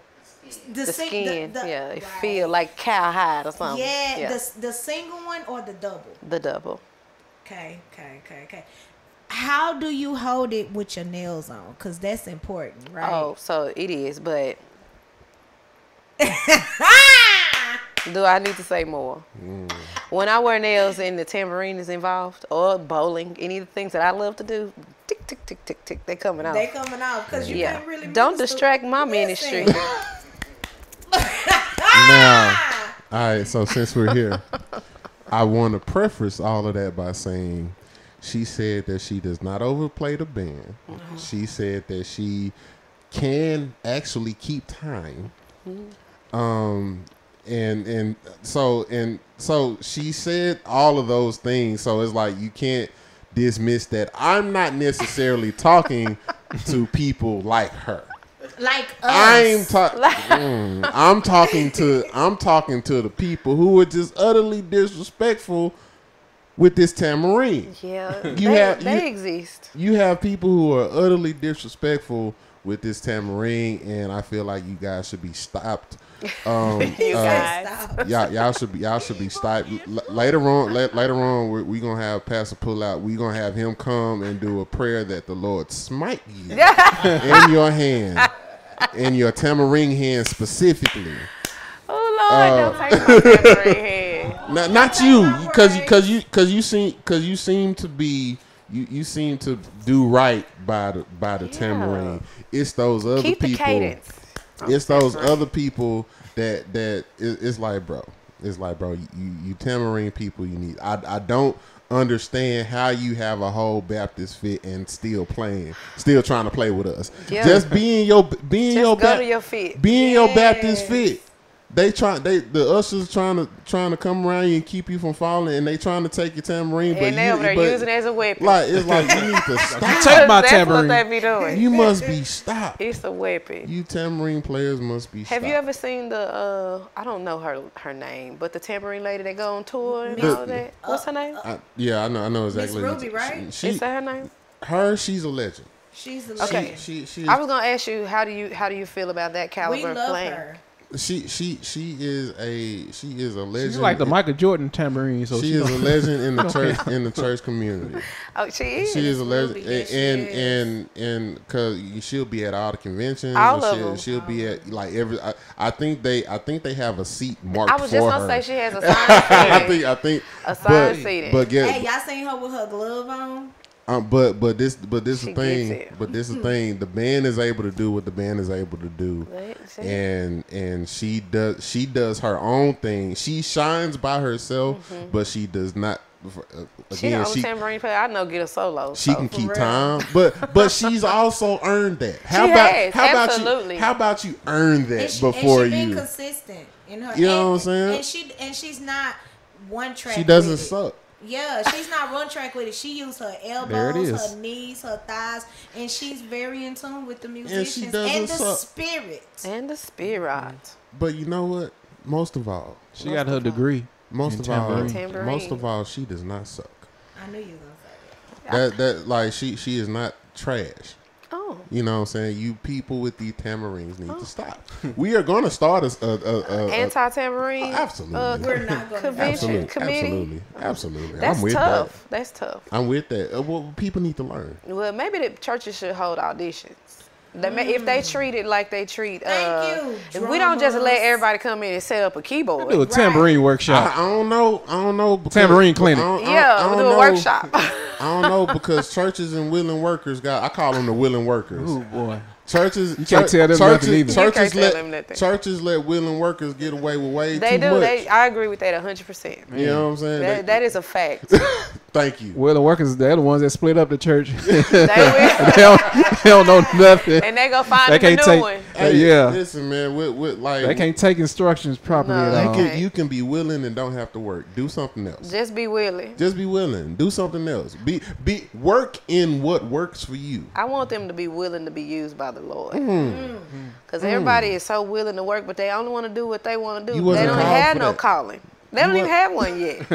Not at all. They was on call waiting. Call waiting. There you go. They was on that AT&T pending plan a while There you back. go. Pending. So, you know. Processing. There you go. So they status and process. Yo, end of time minutes went out. It is. It's past 9 o'clock. Is it? Yeah. No, I'm joking. I feel like we waiting. But no, we good. But man. Yeah. So yeah, tambourine players, y'all stop it. But other than that, I want to say thank you. I want to say thank you for shouting out to the tambourine community. I got It's important for the good tambourine players out here. If y'all want to call me a tamborinist, we are. I'll be that. We are, and we about to cancel you. Make tambourines great again. Come on, stop playing. Make tambourines great again. Make tambourines great again. I agree with that. Make tambourines. Some of them just suck. You're right, and it be the ones if I see somebody come in and they got the glittery tambourine. Like, you suck. First of all, you already know. Boing is the sound that you right. give. right. But that's not how your tambourine's supposed to sound. Right. It needs to be tight and sis. It needs to be something need to be all on the rim or something. Right. I don't know, but no, we don't like those fluorescent, iridescent tambourines. Listen. And we don't like the ones that is not committed to keeping their equipment really good. Because if you got missing, now it's okay if you got the double rows, it's okay to have some missing. Yeah. But you can't have the single row. And you only got 2 rings on there. Baby, where's the sound? Because it sounds like this. Where is the sound at this point? Can I get a Timberland praise? Because now you just making noise. Yeah, it's just crickets over there. Listen. I knew my tambourine nemesis came for smoke when the church that I play for on Sunday mornings, one of the services that I play for on Sunday mornings, Baptist Church. Okay.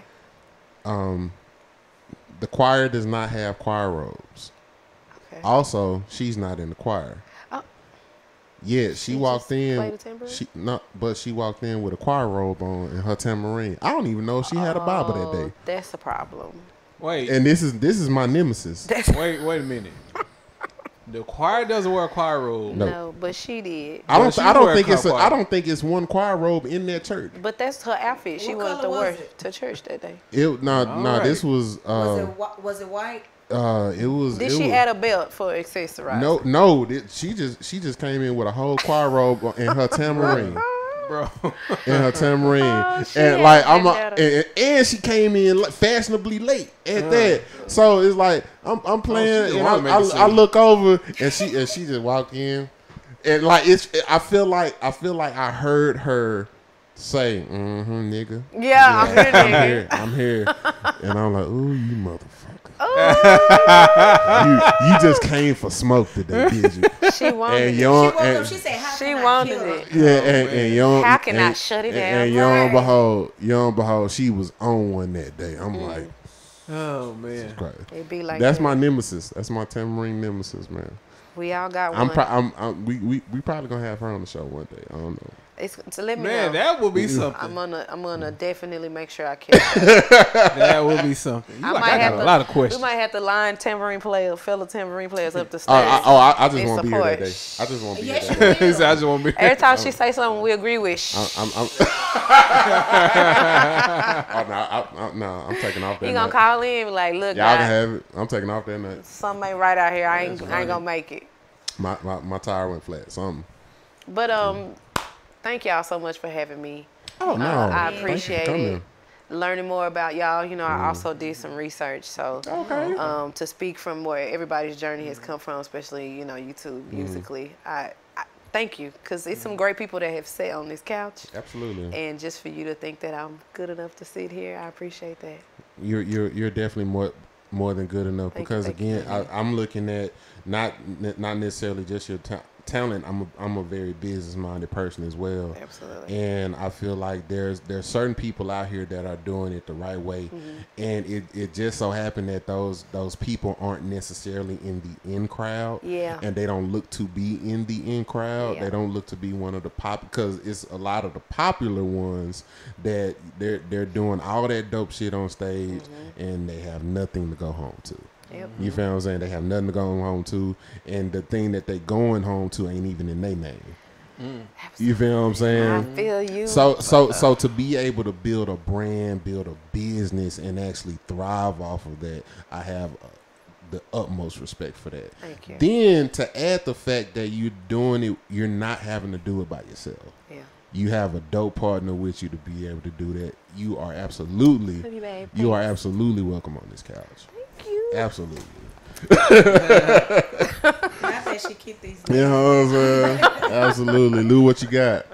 Man, I shoes you done already got it, bro. Got it. Hey, listen, it's been another extremely dope conversation on DFW Shed Sessions. Once again, like, share, subscribe, donate. Go ahead and give them that donate tag one more time. Yeah, so donate Zelle, DFW Shed Sessions at gmail.com. All right, we gonna have that on screen soon.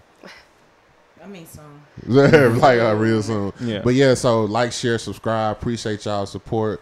We got the lovely Lady Mo in the building. Yes, She will definitely be back.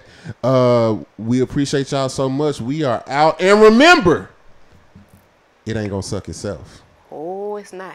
To God be the glory. We'll talk to y'all later. Peace, everybody.